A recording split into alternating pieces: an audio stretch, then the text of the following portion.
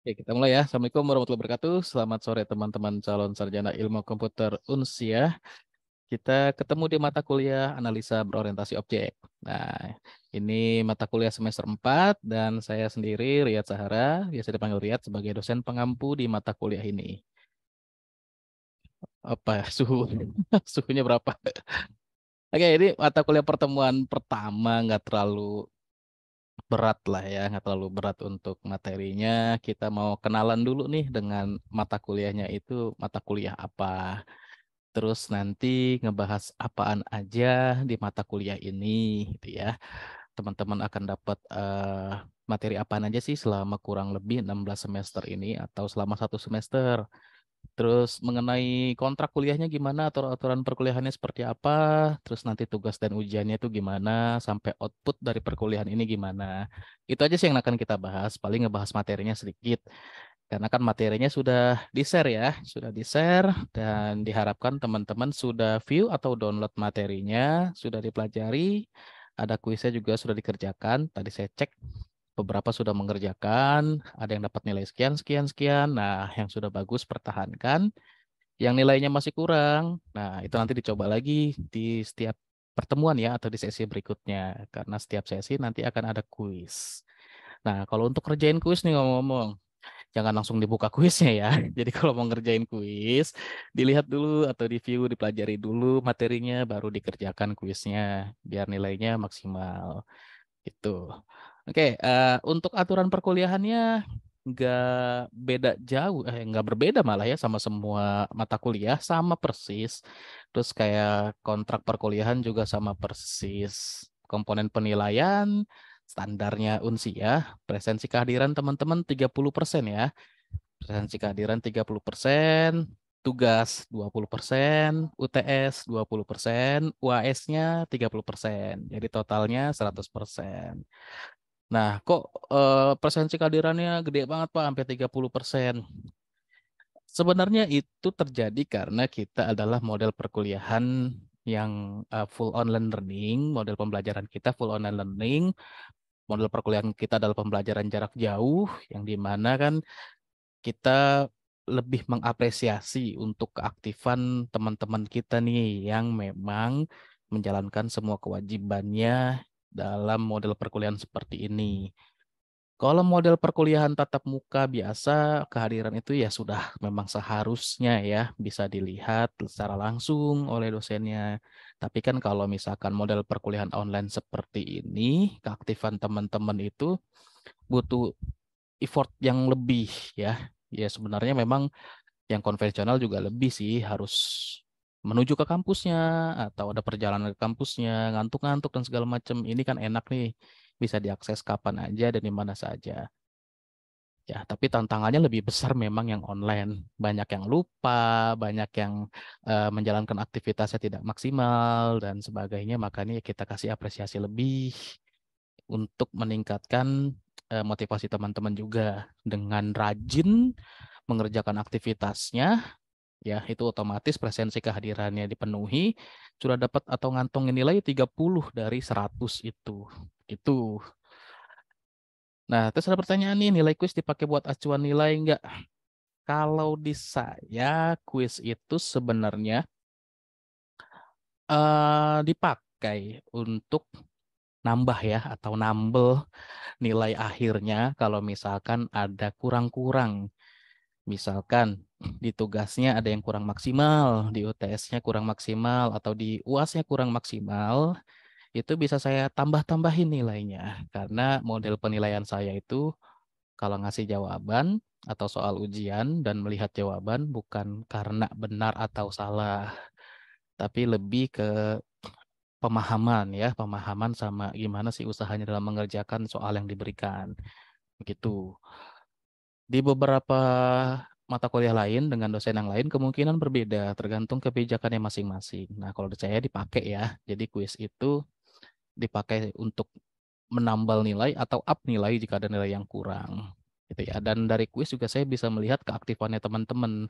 Karena kan kuis jadi salah satu parameter untuk mendapatkan presensi kehadiran, di mana memang sebenarnya itu adalah komponen wajib dari kegiatan wajibnya teman-teman atau aktivitas wajibnya teman-teman nih pada model asinkron.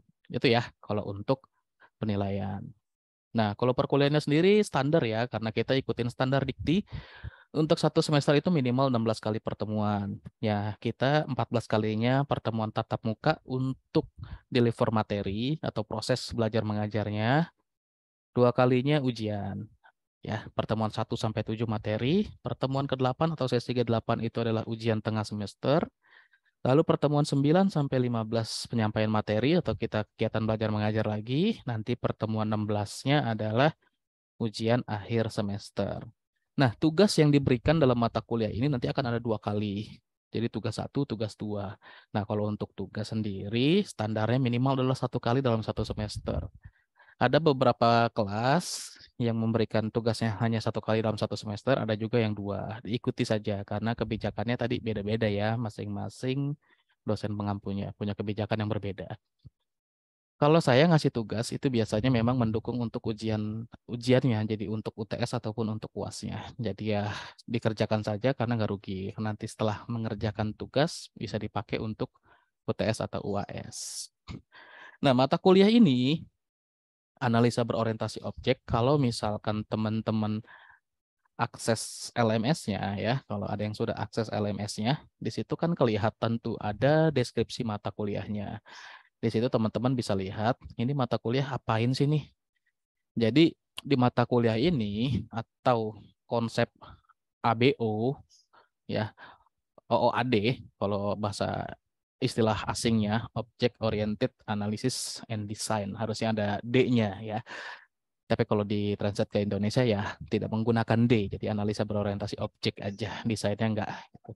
Nah, di sini di mana ini tetap apa mata kuliah ini kita atau konsepnya si ABO ini kita nanti mendefinisikan seluruh tipe objek. Nanti baru kita akan sampaikan objek itu apa, kelas itu apa, yang berhubungan dengan objek lah ya, orientasi objek yang ada di ABO gitu. Nah, nanti objek-objek ini kan pasti akan digunakan pada sebuah sistem, yang dimana itu nanti akan digunakan untuk memenuhi user requirements atau kebutuhan sistem, kebutuhan user ya. Di sistem, sistem itu dibuatkan ya, sistem atau aplikasi itu dibuatkan karena ada sebuah masalah ya, pengguna yang punya masalah, punya kebutuhan yang bisa diselesaikan dengan sebuah aplikasi dan dibuatkan yang itu nanti aplikasinya atau sistemnya itu memang sebagai alat bantu untuk menyelesaikan pekerjaannya, baik itu untuk mengolah data, otomatisasi data, dan lain sebagainya. Atau bahkan ada yang bisa sampai sistemnya ini membantu buat mengambil sebuah keputusan. Itu nanti adanya di DSS, Decision Support System, atau sistem pengambilan keputusan. Juga ada di Expert System atau sistem pakar. Ya. Jadi analisa berorientasi objek kita belajar tentang itu. Terus untuk rencana pembelajaran semester, RPS-nya di sini kebetulan sama koordinatornya, saya dan Pak Iwan si koordinatornya, ini belum diupload, nanti diupload ya untuk RPS-nya. Jadi teman-teman bisa lihat RPS. Rencana pembelajaran semester sih isinya kurang lebih mencakup capaian atau hasil yang diharapkan dari pembelajaran lewat mata kuliah ini. Terus kegiatan-kegiatan yang akan dilakukan mingguan ya, aktivitas apa aja yang dilakukan sama penugasan seperti apa. Daftar pustaka juga di situ dituliskan. Nah, secara umumnya kita bisa lihat dari topik-topik untuk setiap sesi yang akan kita lewatin itu atau kita jalani, materinya apa aja, itu sudah saya tuliskan di sesi pembelajaran. Jadi kalau teman-teman mau lihat detail materi juga sebenarnya kalau di halaman diskusi kan ini modelnya seperti media sosial ya. Jadi kalau ada setiap postingan baru dia akan tampil di sini. Jadi ini recently modelnya. Setiap postingan itu akan tampil dan postingan terbaru ada di paling atas. Nah, kalau materinya masih 1-2 sih nggak masalah ya, nggak panjang. Tapi kalau nanti sudah berkali-kali atau udah belasan di atas 10 ini akan panjang sekali, scrollnya kan ribet. Kalau mau lihat detail dari materi yang diberikan per sesi, itu ada di sesi pembelajaran. Nah, di akunnya teman-teman juga sepertinya kalau dibuka seperti ini. Jadi tinggal buka sesi pembelajaran dan di sini teman-teman bisa lihat setiap sesi itu belajar apaan, materinya apa. Nah, terus kalau untuk detail materi yang di-share tiap sesi juga bisa ke setiap sesinya. Contoh untuk sesi pertama, ini ada 3 bahan pembelajaran, ada modul, ada kuis, ada sesi sinkronnya. Diskusi dilakukan untuk setiap bahan ajar yang diberikan. Contoh di sini untuk modul pembelajaran, teman-teman bisa berdiskusi di kolom komentar. Nah, di sini kebetulan belum ada yang bertanya atau berdiskusi ya. Semuanya masih terima kasih Pak nih. Nah, bagusnya memang di sini ada sebuah pertanyaan atau ada ulasan atau ada review atau ada yang mau share materi lainnya. Jadi diskusi itu bukan isinya terima kasih Pak materinya, terima kasih Pak materinya atau baik Pak saya pelajari. Bukan itu ya, keaktifan diskusi yang akan dinilai untuk presensi kehadiran. Ini juga sudah sering disampaikan ya. Jadi keaktifan berdiskusi atau keaktifan dalam forum itu dianggap aktif atau dianggap oke dilaksanakan jika teman-teman yang pertama bertanya, yang kedua menanggapi pertanyaan temannya gitu. Jadi tanpa pengajarnya menanggapi, sudah ada yang menanggapi. Jadi saling diskusi seperti itu, tanya jawab. Terus ada yang boleh nge-share materi tambahan, misalkan ada link yang bagus nih atau sumber yang bagus dari materi yang sedang dipelajari itu boleh di-share di sini. Itu. Jadi diskusi itu bukan hanya kata terima kasih, baik atau siap gitu ya. Bukan seperti itu. Dan diskusi itu bisa dilakukan di setiap kolom komentar ya. Nah, kita kembali ke dalam materi apa aja yang akan dipelajari selama 1 semester ini. Oke, untuk 1 semester ini, yang pertama, untuk pertemuan pertama ini kita akan berkenalan dengan Object Oriented Analysis and Design, konsep OOAD atau konsepnya ABO. Oh iya, mata kuliah ini adalah mata kuliah teorinya dari nanti ada mata kuliah praktikumnya. Ya, praktikumnya nanti namanya adalah pemrograman berorientasi objek dengan Java bahasa pemrogramannya dan teorinya ada di sini, gitu ya. Terus sesi yang pertama ini kita akan kenalan dulu tentang apa sih object oriented analysis itu atau analisa berorientasi objek, ngapain aja kegiatannya, terus isinya itu seperti apa aja. Lanjut kedua adalah konsep pemodelan UML. UML ini kepanjangannya Unified Modeling Language adalah salah satu tools atau alat bantu sebagai desain sistem yang akan dibuat, gitu ya, perancangan sistem atau desain sistem yang nanti akan dibuatkan. Kita pakainya toolsnya namanya UML. Kalau teman-teman baca di internet UML itu banyak yang bilang dia adalah sebuah metode. Bukan ya, bukan sebuah metode. Jadi UML ini alat bantu untuk desain atau perancangan sebuah sistem gitu ya. Seperti mockupnya sistem lah itu juga bisa kita buatkan dengan UML. Kalau metode itu kan langkah yang digunakan gitu ya. Nah, dari metode UML ini ngegambarin atau sebagai desainnya dari metode yang nanti mau diambil dalam perancangan sebuah sistem atau pengembangan sebuah sistem atau sebuah aplikasi gitu ya. Dengan 13 notasi yang ada dalam UML. Banyak notasinya. Tapi yang nggak dipakai semuanya pada saat nanti mau desain sistem sesuai dengan kebutuhannya aja. Mau pakainya notasi yang apaan aja. Contoh untuk menggambarkan fungsionalitas sebuah sistem dan interaksinya dengan pengguna menggunakan use case diagram. Terus proses bisnis dalam sistem menggunakan activity diagram. Terus hubungan antara objek di dalam sistem menggunakan sequence. Terus desain kelas di dalam sistem menggunakan kelas diagram. Terus yang hubungan antar komponen sistem menggunakan komponen diagram dan lain-lain. Jadi banyak diagram atau notasi di dalam UML. Sesi ketiganya baru membahas tentang UML use case diagram. Nah, use case diagram tadi yang saya jelaskan ya. Ini menggambarkan atau mendesain fungsionalitas sistem dan interaksinya dengan user itu seperti apa. Nah, itu akan kita pelajari di situ. Lalu ada USDP ya atau proses pengembangan. Sorry. Nah, USDP kepanjangannya apa? Nah, kita lihat di sini USDP. Saya agak lupa, jadi saya buka ya. Oke, Unified Software Development Process. Jadi Unified Software Development Process, USDP ya. Jadi Unified Software Development Process atau proses pengembangan ini berhubungan dengan sistem ini nanti akan dikembangkan dengan langkahnya seperti apa. berdasarkan user requirements atau kebutuhan pengguna yang dimana di situ ada masalah, mau kita selesaikan permasalahannya atau bantu selesaikan masalahnya dengan pengembangan aplikasi atau sebuah sistem. Terus cara pengembangannya seperti apa? Atau SDLC-nya lah. Jadi kalau teman-teman sekarang ngambil RPL, ini ada hubungannya nih, mata kuliah ini sama RPL hubungannya erat. SDLC itu kan System Development Life Cycle, metode pengembangan sebuah perangkat lunak dengan banyak tekniknya atau modelnya. Contoh turunan dari SDLC langsung adalah waterfall. Itu yang buat terstruktur.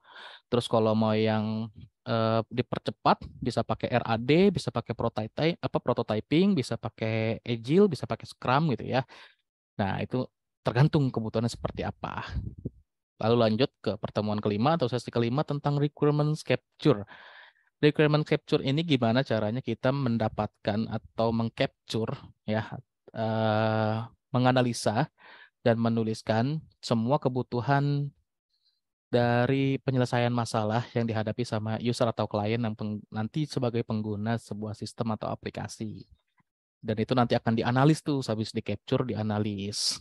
Biar kenapa harus dianalis? Jadi setiap masalah itu ya harus kita selesaikan dengan ada teknik penyelesaian masalahnya. Nggak mungkin main langsung selesai-selesai aja ya, gitu. Lalu ada refining dari requirements model. Jadi ini dituliskan nih, didesain nih dari requirements yang sudah didapatkan. Kita desain requirements-nya. Nanti ketemuan 8 atau sesi ke-8 itu adalah UTS. 9 ada object interaction. Di sini nanti kita akan ngebahas sequence diagram, class diagram, specifying control. Specifying control ini sini sudah mulai masuk ke dalam sesi testing atau quality control ya. Dan di sini kita akan nanti bahas tentang testing system itu modelnya apaan aja. Model atau metodenya ada yang black box, ada yang white box, atau ada yang gray box. Lalu ke IMK-nya, interaksi manusia komputer, jadi mendesain UI sama gimana sih experience-nya. Jadi UI UX nih di sini. Data management design ya aplikasi, itu kan nanti harus, emang sebenarnya aplikasi kan yang nanti akan mengelola data. Dan sebelum aplikasi ada, ya sebenarnya harus buat data dulu. Itu. Dan nanti akan dimatangkan lagi pengelolaan datanya di data management design. Ini melanjutkan pembelajaran yang teman-teman sudah dapatkan di pembelajaran atau mata kuliah yang namanya sistem basis data atau yang database terkomputerisasi ya, PLSQL, nama mata kuliahnya itu. Komponen diagram. Nah, ini adalah desain dari komponen-komponen dari sebuah aplikasi atau sistem. Dan ini juga masuk untuk desain infrastruktur sistem ya. Masuk ke lanjut ke deployment diagram. Jadi tahapan-tahapan development-nya atau tahapan deployment-nya itu seperti apa yang nanti akan dijabarkan di deployment diagram. Setelah itu materinya selesai dan kita akan adakan review pertemuan ke-9 sampai ke-14. Kalau pertemuan 1 sampai 6 atau 7 nanti kita reviewnya ya di pertemuan ke-7 lah ya. Terus terakhir ya ujian akhir semester di pertemuan ke-16. Nah, untuk tugasnya itu ada 2 kali. Tugasnya itu biasanya tugas pertama diberikan di pertemuan ke-5. Terus tugas kedua itu paling cepat pertemuan 10, paling lambat di pertemuan ke-12 diberikannya. Dan tugasnya ini orientasinya output ya. Jadi bukan uh, ada pertanyaan, jawab, kelar gitu dengan jawaban yang pasti. Enggak. Biasanya studi kasus atau project tugas-tugasnya. Dan untuk video conference ya atau sesi sinkronnya ini akan diadakan ya kurang lebih 7 kali. Jadi pertemuan 1 itu wajib, yang wajib dulu ya. Yang wajib itu 4 kali. Yang wajib itu adalah 1 karena awal perkenalan perkuliahan. Lalu ada pertemuan 7 untuk delivering atau ngebahas nanti ujiannya akan seperti apa. Lalu pertemuan ke-9 tentang review ujiannya. Lalu ada terakhir, pertemuan terakhir itu di sesi ke-15 untuk mereview dan tadi ya menyampaikan bentuk ujiannya seperti apa. Nah, dari model perkuliahan kita, kontrak, aturan, materi yang akan dipelajari, tugas-tugasnya, ada yang mau ditanyakan dulu sebelum mulai? Silakan kalau yang mau ditanyakan.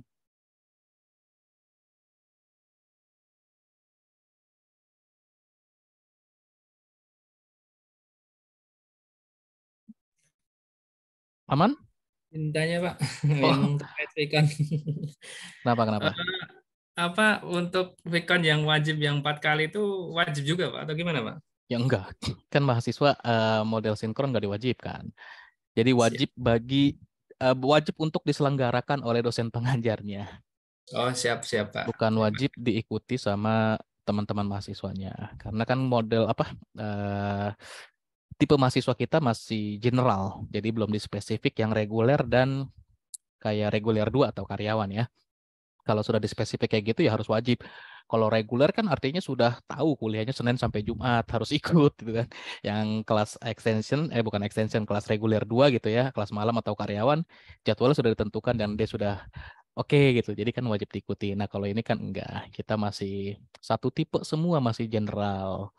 Dan karena apalagi dengan heterogennya mahasiswa kita ya atau teman-teman kita ini kan ada yang sebagai pekerja, terus dengan zona waktu yang berbeda, ya bahkan ada yang di luar negeri, agak sulit kalau misalkan sesi sinkron atau vikon diwajibkan. Jadi enggak.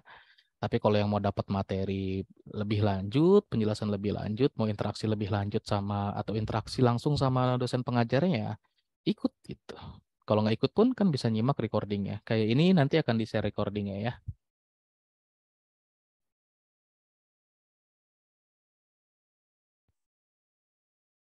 Yuk, yang lain ada lagi yang mau ditanyakan?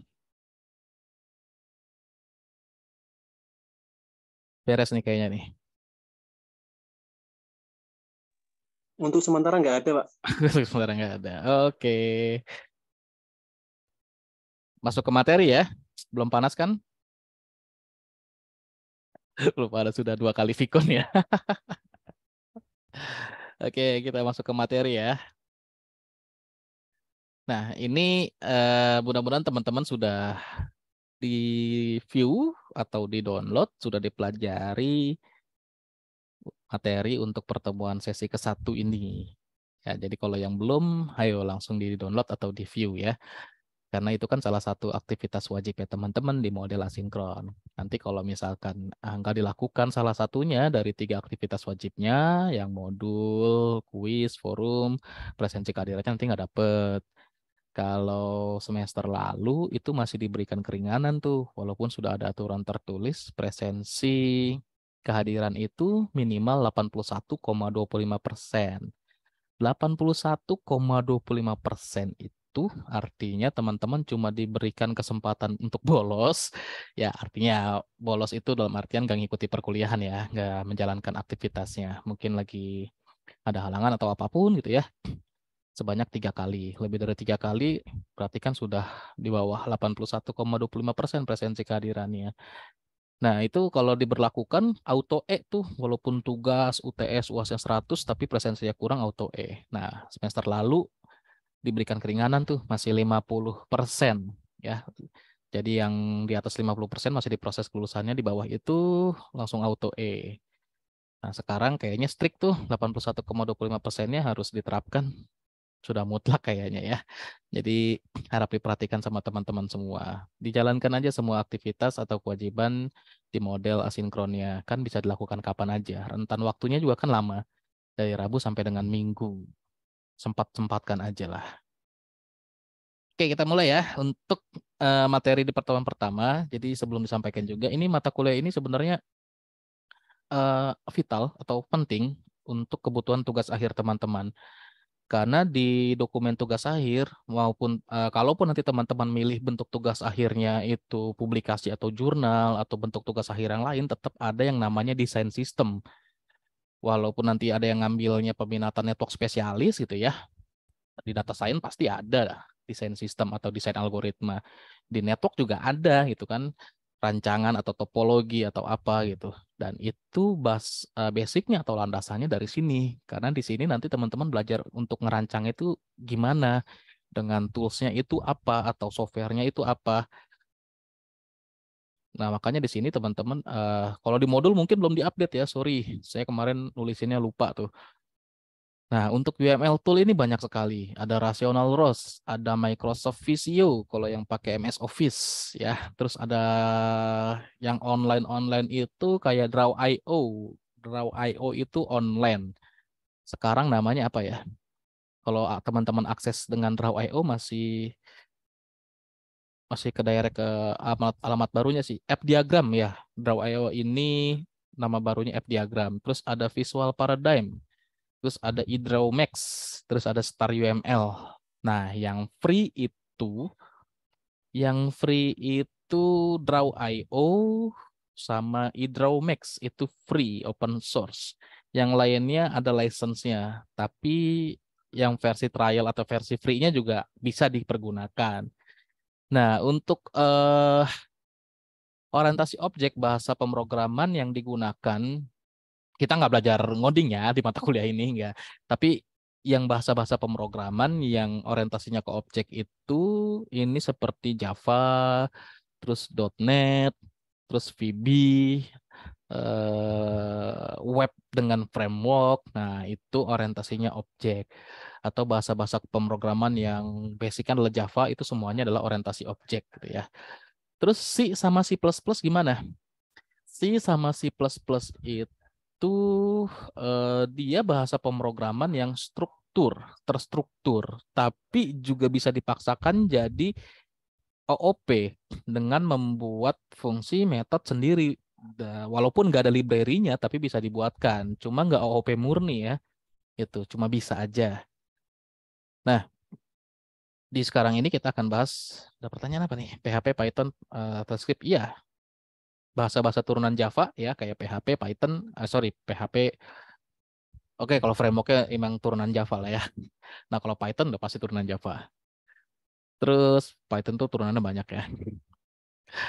Nah, ini kita nanti di sini pertemuan ini belajar tentang definisinya sama konsep dasarnya. Ini nggak saya jelasin terlalu banyak ya, karena kalau saya udah jelasin terlalu banyak, ini panjang banget.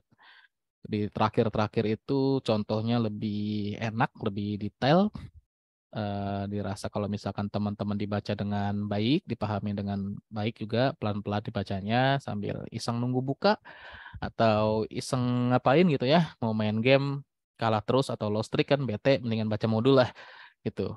Nah, kalau dibaca-baca pelan-pelan kayaknya lebih bisa memahami ini ya.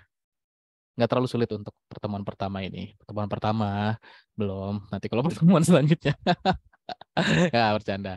Oke, nah sekarang kita masuk ke definisi OOAD, Object Oriented Analysis and Design. Di sini masih definisi dari analisa, desain, plus OOAD, dan kenapa menggunakan OOAD. Ini sebenarnya sudah pernah dibahas di mata kuliah dasar pemrograman, ya, dasar pemrograman atau di pemrogramannya langsung di algoritma dan pemrograman.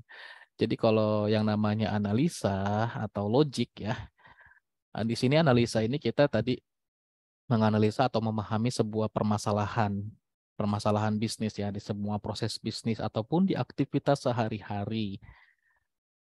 Kita lihat ada masalahnya, terus masalahnya ini berasal dari mana dan kira-kira gimana buat menyelesaikan masalahnya. Tapi kalau analisa doang itu nggak bergantung pada solusi teknologi. Bisa aja kan kayak analisa kayak gini. Laper tapi galau mau makan apa ya. Nah, itu kan kita pasti nganalisa. Itu kan suatu permasalahan juga ya, permasalahan kehidupan kita sehari-hari atau di proses bisnis kita pada saat mau makan. Galau mau makan apa?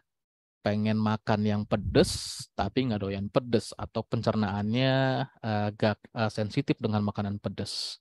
Ya berarti kan harus makan yang tidak pedes. Solusinya seperti itu. Nggak tergantung dengan teknologi kan. Nah gitu.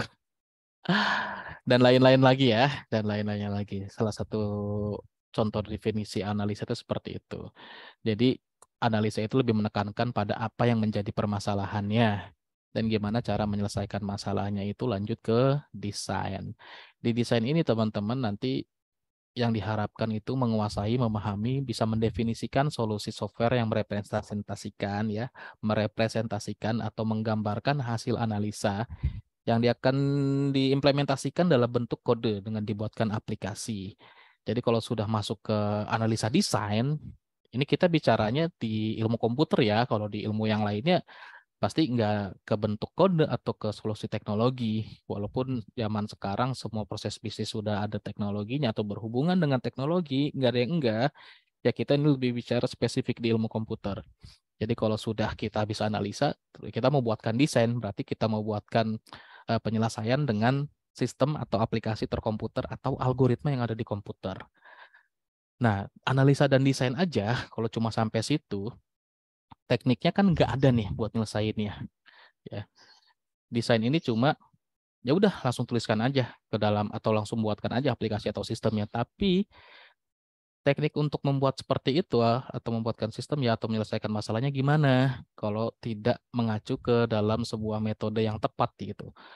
Bisa aja semua diselesaikan dengan cara yang mungkin berdasarkan logika sendiri, oke lah bisa. Tapi balik lagi, nggak semuanya dirasakan efisien dalam penggunaan sumber daya, waktu, ya, dan lain-lain. Dan nggak juga bisa langsung tepat gitu. Makanya kita di sini pakai konsep yang namanya OOAD. Jadi ada pendekatan objek atau menekankan solusi yang nanti akan kita tawarkan untuk menyelesaikan permasalahan dari hasil analisa berdasarkan objek-objek. Objek-objek itu apa? Nanti akan saya jelaskan. Dengan di sini kita lihat pakai solusinya adalah solusi logik dari sudut pandangnya objek, benda, konsep, entitas. Nah, sebelum ke sini kayaknya harus menjelaskan dulu objek itu apa. Nih, objek ini yang menggambarkan atau merepresentasikan sebuah entitas baik fisik, konseptual maupun software. Ini harusnya di sistem basis data sudah tahu entitas itu apa atau entity ya. Kita manusia adalah entitas. Objek atau benda yang punya atribut itu adalah entitas.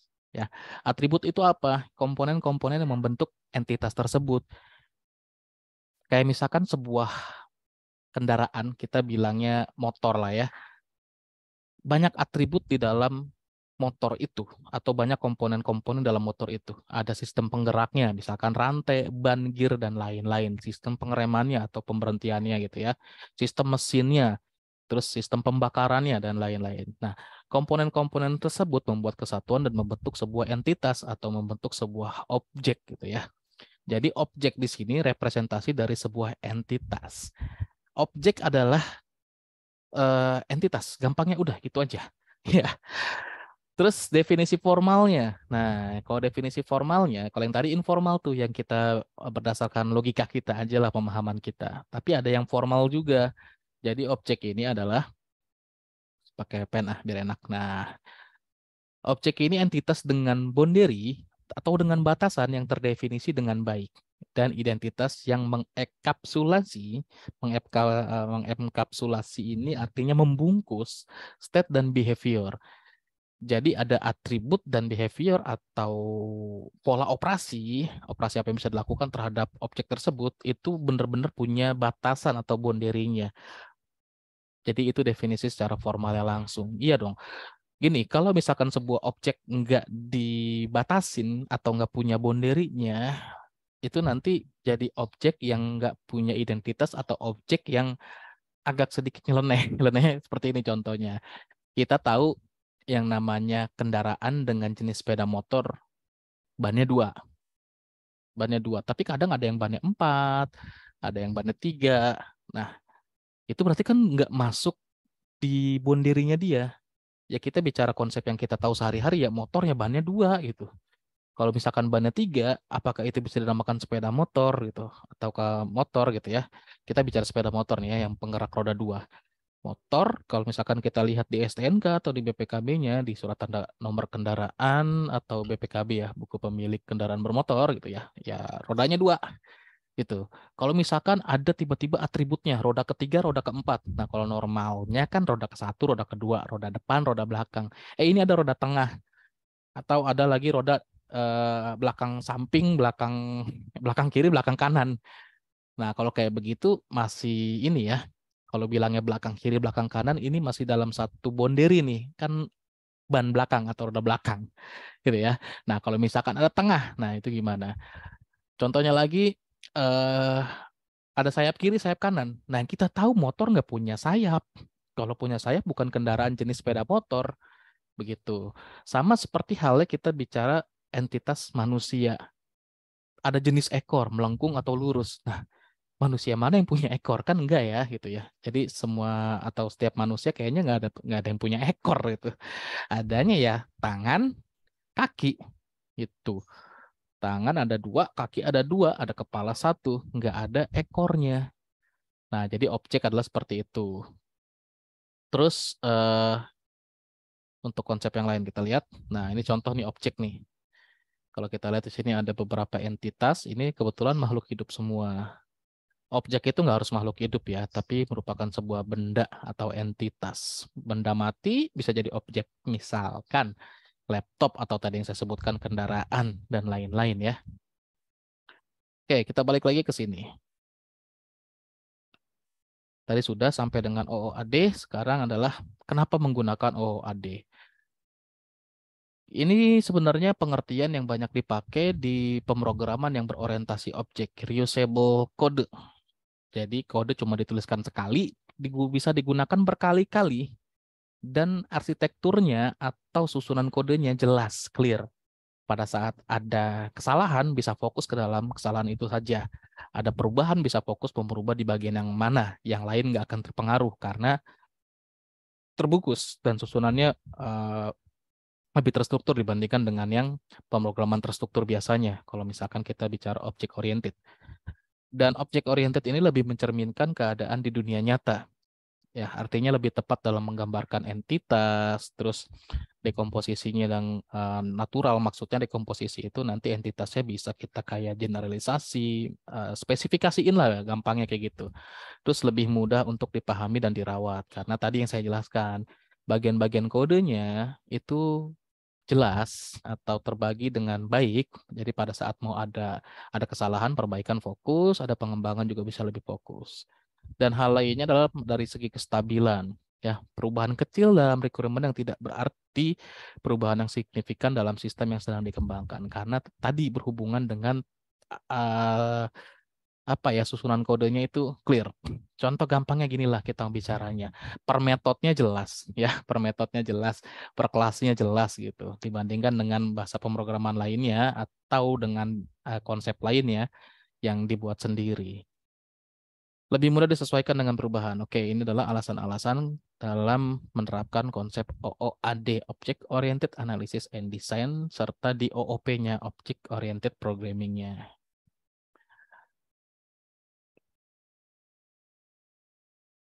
Nah, dari Object Oriented sendiri, ini ada state, ada behavior. Tadi kan kita bicara ada objek, dan di objek ini, ya, itu ada state dan behavior. Sekarang kita ke sini. State. State ini dari sebuah objek ya, kondisi yang mungkin dialami oleh objek. Gampangnya begini deh. Kita punya sebuah data. Ya, data ada yang bisa kita ke konsep umumnya data dulu dah. Operasi dalam data itu standar adalah CRUD, CRUD. Create, read, update, delete. Ada beberapa data yang bisa dilakukan keempat proses tersebut. Sorry, ini ada yang lewat ramai banget. Break bentar. 1 menit.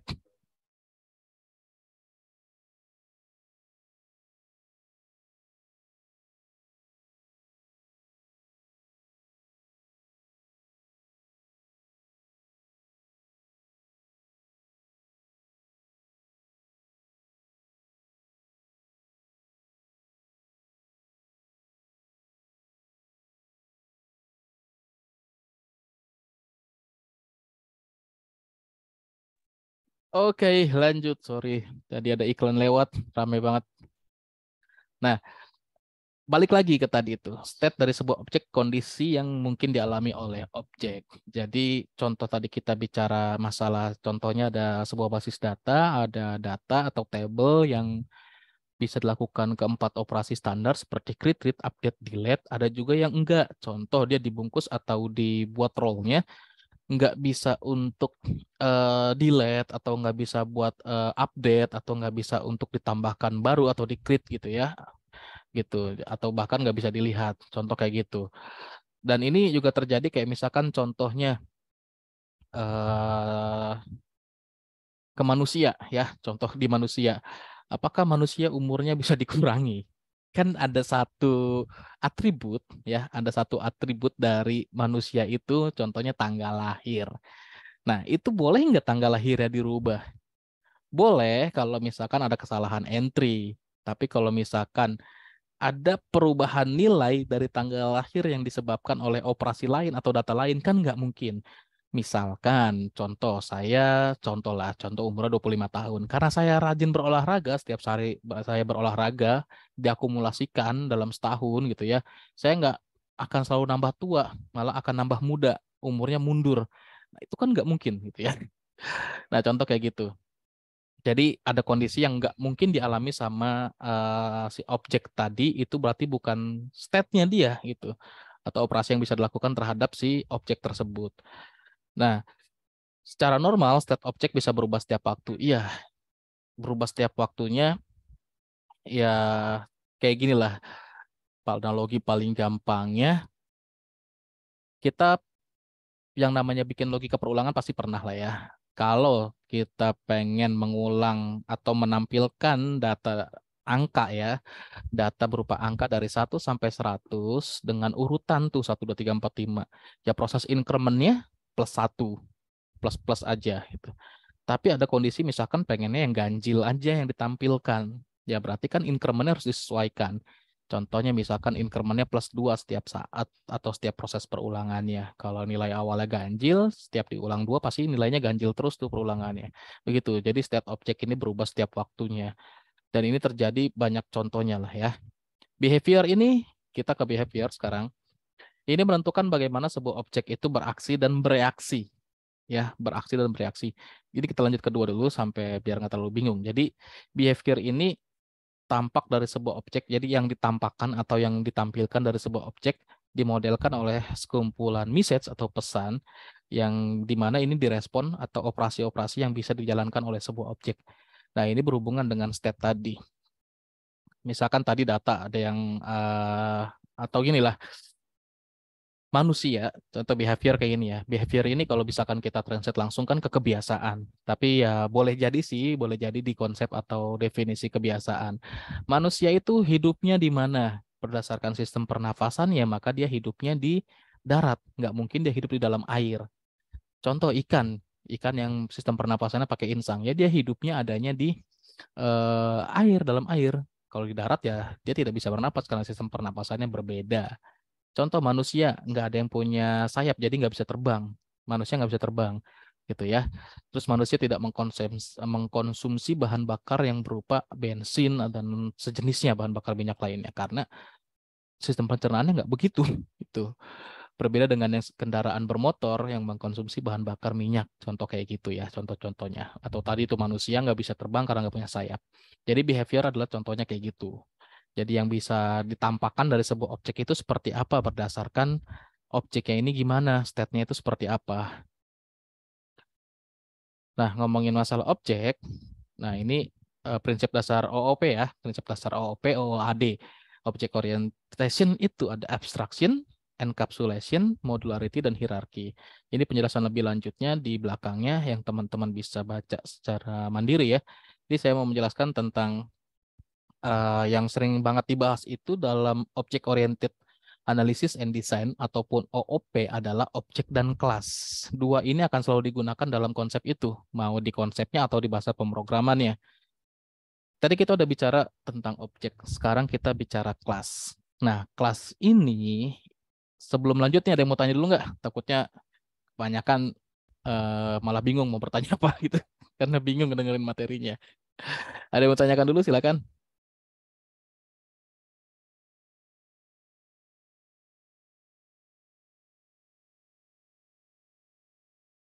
Aman, nggak ada yang nanya? Masih aman, Pak. Wah, kayaknya paham full nih. Kalau yang sudah biasa pakai ini ya udah nggak ada pertanyaan lagi lah ya.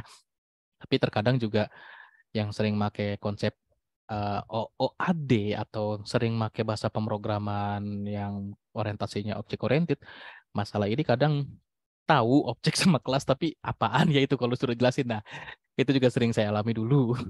Oke, sekarang kita bicara kelas. Kelas ini sekumpulan objek yang dia berbagi atribut umum, behavior secara umum dengan objek lainnya di dalam kelas yang sama gitu. Jadi kita bisa bilang kelas ini ada banyak objek itu dalam kelasnya. Ya, karena kan sekumpulan objek. Berarti ada lebih dari satu objek yang itu nanti objek-objek tersebut membentuk sebuah kelas. Nah, sekumpulan objek ini punya struktur data dan behavior yang sama secara umum ya. Dan kalau kita bicara kelas, ini kita sudah bicara blueprint atau definisi sebuah objek. Kok begini? Nah, ini sebelum saya jelasin di bawahnya, langsung ke sini aja lah. Kita lihat di sini ada sebuah apa? Sebentar, saya mau hide dulu untuk floating meeting controls. Oke. Contoh, class of humans. Dari semua makhluk hidup ini, yang masuk kita kategorikan untuk jadi kelas manusia, ya cuma ini, karena ini aja yang manusia. Yang lainnya adalah hewan atau binatang. Kalau kita bicara makhluk hidup, ini semuanya iya, kelas makhluk hidup. Ya, selain makhluk hidup yang lainnya seperti tumbuhan atau bakteri dan lain-lain ya. Tapi kalau bicara class of humans, yang mana objek bisa dikategorikan sebagai humans atau manusia? Cuma ini. Terus kita lanjut lagi. Nah, kita pengen bikin class of mamalia, mammals. Dari semua makhluk hidup yang ada di sini, ikonnya, yang mana sih yang termasuk mamalia? Kita tahu sifat mamalia apa ya? Sifat mamalia ini model berkembang biaknya adalah dengan melahirkan. Yang pertama. Yang kedua, menyusui ya. Itu sifatnya. Sorry ya. Nah, dari makhluk hidup ini mana nih yang mamalia? Yang kita tahu mamalia ini adalah nih manusia, ini contoh sapi ini mamalia, kuda mamalia, gajah mamalia, terus singa juga mamalia. Burung kenapa bukan mamalia? Ini elang ya. Ini lebih spesifik burung elang. Bukan. Dia masuknya ke dalam kategori burung gitu ya, atau unggas dan lebih spesifik ke burung. Kok ini hiu bukan? Ya, karena kan tadi ya sifatnya kalau dia berkembang biak adalah dengan bertelur. Itu salah satunya contohnya gitu. Hiu bertelur apa beranak sih? Dan dia juga tidak menyusui ya. Kalau lumba-lumba kan beranak. Ikan paus juga beranak. Hiu bertelur beranak, saya lupa.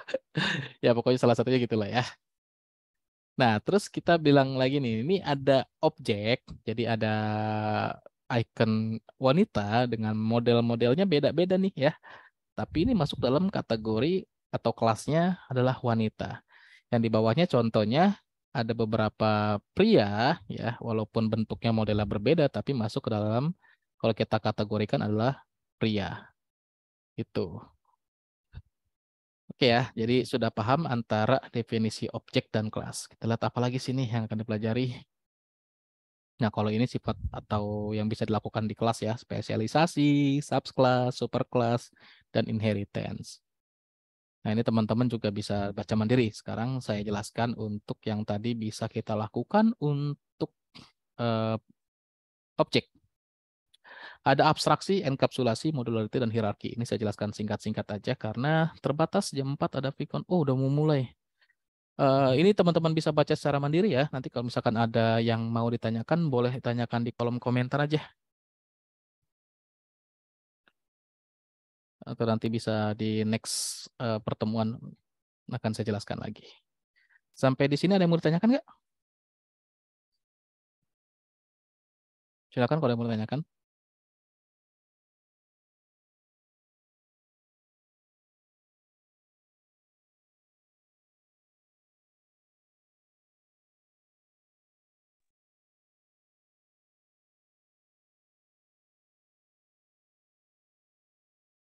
Aman ya? Oke lah, kalau aman saya sudahi dulu di sini ya. Nanti kalau misalkan ada pertanyaan, boleh di kolom komentar atau jangan di WhatsApp grup ya. Kalau di WhatsApp grup kita nggak terdokumentasi oleh sistem. Kalau di LMS kan enak tuh.